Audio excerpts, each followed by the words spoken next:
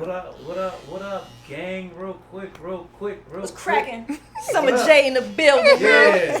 Yeah, and then you got my boy Fred J in the building. Got the Fred J, Summer J, the best J's you gonna ever meet. Yo, some of the best J's, right? Yo, Summer J, talk to him. Who are you? What do you do? Oh, I am Summer J. I am a barber by trade. Some will call me a superhero. Man, I'm just a person that's filled with impact. You know what I'm saying? Someone that is very detail oriented, as Fred does not let me forget. Someone that is what some will call a unicorn. This guy. But nah, man, I'm not nothing crazy special, man. I'm just one that is obedient, child of God, someone that understands and is committed to her purpose, and her impact. And yeah, man, just trying to be a change maker, a change agent, and just trying to change people's life from the inside out. What got you into barbering? Did you find your purpose through barbering? I did. I found my purpose through barbering. Talk about that. So when I first started cutting hair, I didn't even really want to be a barber. Like, this ain't something I dreamed about my whole life. I needed some extra money, and I didn't want to go sell no more drugs, you know what I'm saying, to be completely honest and transparent. And so I went to my barber at the time, opened up a shop, and my boys was like, yo, just see if he gonna let you cut in his shop. At this time, I was calling a tent fade, like we going camping. I didn't know what I was doing, I didn't know what I was talking about. I went and did a demo cut, and it was trash, and for some reason he said, yeah. And so originally I was just doing it for the money, you know what I'm saying? Just trying to get some extra bread. It was a cool little hustle. And then I started to see, two things happened that made me really find purpose. The first one was a fraudulent purpose. The first thing that happened was I was like, yo, I got to get better because people wasn't wanting to sit in my chair because I was a female. We talking about 2013, 2014. And so my drive was in like a place of, what I would say, like my drive came from a place of malice because it was like, I'm gonna prove them wrong, right? And so I got really, really good, really, really fast. And so those same people that was denying me was sneaking in, because they barber was in the shop too, was sneaking in trying to get their hair cut by me. And so that's where like the first fraudulent purpose kind of happened. It was like, okay, bet I could do this. I'm gonna do this. I'm gonna do that. And then God allowed me to see what this really does for men. You know what I'm saying? What this chair really means. And I didn't know, because I mean, I'm a female. I didn't grow up in the shop. You know what I mean? And so the real purpose came from seeing the impact that it was having and that I could really have on fellas, young men, even women that was getting their hair cut. And also being able to see that I was doing what they said was impossible, which was change the way people see themselves. And they say that's impossible. Like, they say there's one thing you can't do, or it's really, really hard to do, and that's change the way someone sees themselves. That's literally what I do every day, but from the inside out. Yeah, they feel good, they look good, but based off conversation, based off what people have told me, but me honestly understanding my purpose too. But really seeing how much it really meant to people, right? And not just because, like, they look good, like I said, but how much of a space I was creating that they do not have in their life, which was mind-blowing to me. But it also made me realize, like, I ain't got that place in my life either. You know what I'm saying? So I was seeing and building my purpose through every person that was coming through my chair. And so it became more about the cut. It became more about the money. I mean, I got this tatted on my arm and say passion over paychecks. Like, that don't mean I don't want no paycheck, but that just means that when this comes first, when the passion, because my passion come from God. So when I submit to my passion, that paycheck gonna come. I ain't got to worry about it because I'm not trusting in that money. I'm trusting in the man upstairs. Go ahead, Fred. Go ahead, Fred. I ain't got nothing to say, man. Let her get it off. Man, let her get it off. That's where my purpose comes from, man. The people that I have encountered, the people that have poured into my life, and then the people that allow me to pour into theirs, and like getting that feedback from people, man, especially men. especially men, has been mind-boggling, but it solidified my purpose for real. You know what I'm saying? So two things that you said. You said submitting to God, and then you said you changing the way that men think about themselves, right? We just came off or is this month Still is. it's still men's mental health, right? Yeah. So just talk about those two things, right? The submission to God, and then elaborate a little bit more about making men see themselves differently and how that supports their mental health. Well, and I would like to invite Fred to kind of give some of his feedback too, so we can kind of bounce off each other, because this is one of the guys that has allowed me to be a real force in his life and his mental health as well. So for the first thing, I guess what you're asking is about my submission. That shit ain't easy. Okay, let's start there. I ain't about to make this shit sound like no roses and no holier than thou thing. Woo. I ain't no pastor. This my pulpit. You know what I'm saying? Whatever happened here, stay here. But to submit, it had to become more. It was more important. It became a point in my life where it was more important for me to seek what he wanted for me to see what I wanted for myself. You know what I'm saying? Like, no, like on some real stuff. Like when I say I live this, like, bro, I put the Clippers down 2021 and submitted my life and said, you want me to put the Clippers down and move to Memphis and not cut hair, but to go work for a nonprofit and do something I ain't never did before? You want me to sell my home? You want me to... Okay, I'm going to submit. And it sounded crazy, right? And it still sound crazy. Like, don't get me to... I wasn't even supposed to be back here in Atlanta. You know, I didn't know what I was walking into. I didn't know what I was doing. But the idea or the decision to submit allowed me to be in this place of favor, in this place of protection. And when I started to see that, it was like, it's gonna matter what I go through, but it really don't matter what I go through. You know what I'm saying? I know, even when I question, it's like that inner self or that later 40-year-old summer is like, yo, he got you.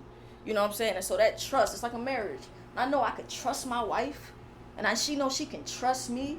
Man, she know that I could take her down. Hey, look, baby, we about to take a walk down this dark alley. She might be afraid, but her trust in me allows her to be like, okay, I'm gonna be at peace with this decision. And so that's how it is. Like, it's a marriage between me and the big dog. You know what I'm saying? I'm his bride. Big homie. You know what I mean? And being and leaning towards men's mental. Like, I couldn't be who I am, one, if I didn't purposely be okay with being organically me.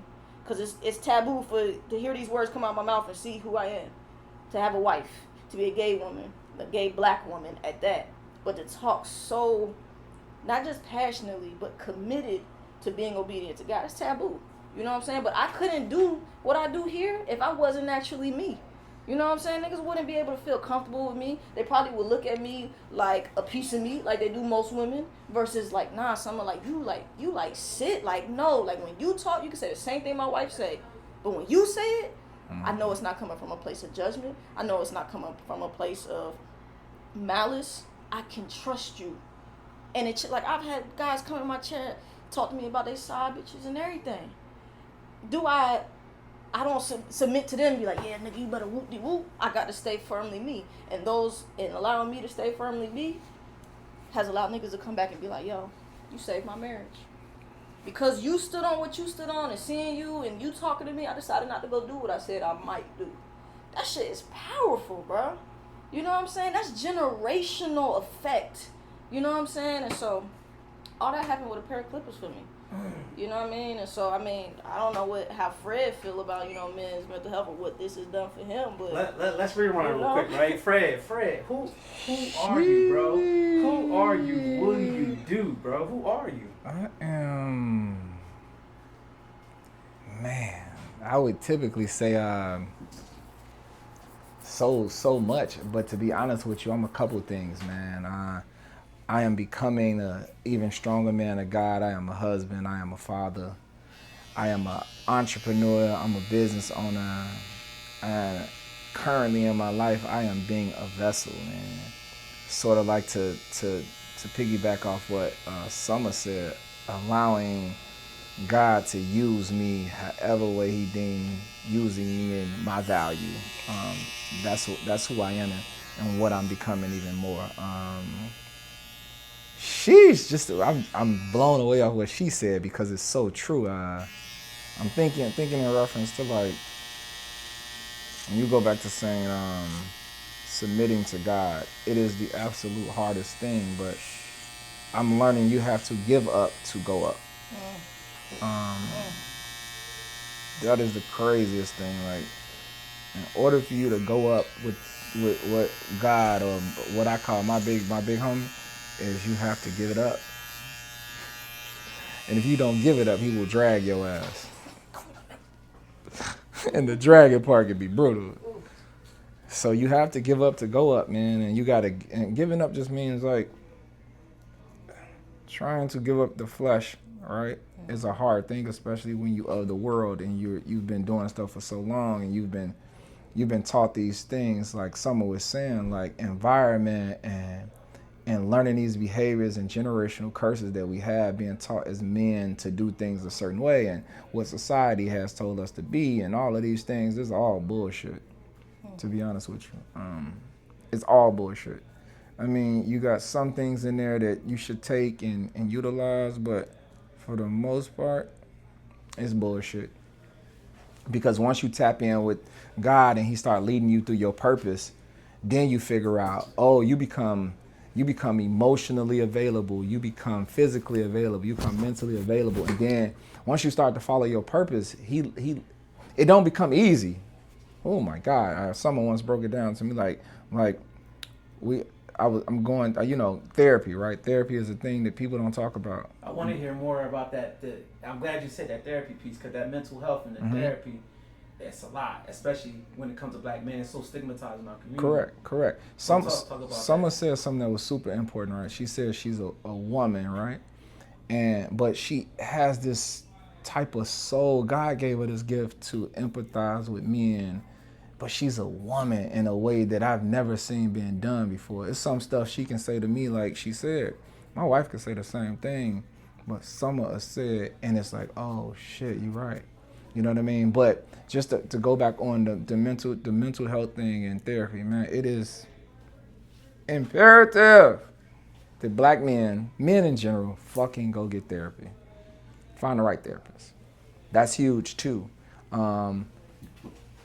Boy, oh boy, oh boy. I don't want to say I got forced into therapy, but God brought me to my knees and then down on my ass and then face down, like face to the ground, like you're going to face this head on. You know what I mean? The hardness of it all, reality, the concrete, the coldness, the being alone and having to depend on Him, nothing else. Can't depend on your wife, can't depend on what you thought life is or how, oh, this man, you're a man. No. You're going to submit to me, I'm going to break you down to your core. And if you don't listen, I'll take it all from you. That's a whole mental thing in itself, bro. You know what I mean? You got to they say be careful what you pray for. And damn it, you got to be careful, because if you ask for something, it gets delivered like Amazon, right? When that box leave distribution, man, it get beat up. It go through all types of everything, rain, bumps, boom, boom, boom, boom, boom. And then you get it and you like, damn, that shit tore up. And then you open it up and it's beautiful. It's exactly what you asked for. That's how God is. You can't tell Him how to deliver shit. He gonna deliver it where He deems necessary, what muscles you need to work on, right? Like, yo, you need your chest stronger, He gonna get your chest stronger. But sometimes He do a lot of things from the inside out. And sometimes you ain't ready to pull what you got inside you out, because you're so accustomed to dealing with the chaos. And mentally, it'll fuck you up. It'll make you question everything. They say don't question God, but God, why? Who said don't question? I mean, you've heard. I've heard that all my life. Don't question God. God do it for a reason. He okay with you asking why? Right. You know what I mean? The old ways of doing it is like, don't question God. Man, God wants you to ask questions, but you got it when you ask Him questions. Why? And He start putting it in your face. Man, you gotta wake up. Wake, what? Or they said, or the Spike Lee movie, wake up. Because if you don't, he gon', man. I always say, man, I don't want God on my ass. Not forcing me. I want to go, God, I want to go willingly into your will. You know what I mean? But yo, if I could add though, you know how crazy when Kobe tore his Achilles, right? We all was like, oh my God, it's so amazing to see him still go to that free throw line, right? But how crazy and how awkward would we look at him after a while if he still tried to come back and finish that season, right? Or come back next season, don't take no break, and he's messing up the record now. He's not scoring none. It's like, bro, like why won't you go to the doctor, and bro? go do the work.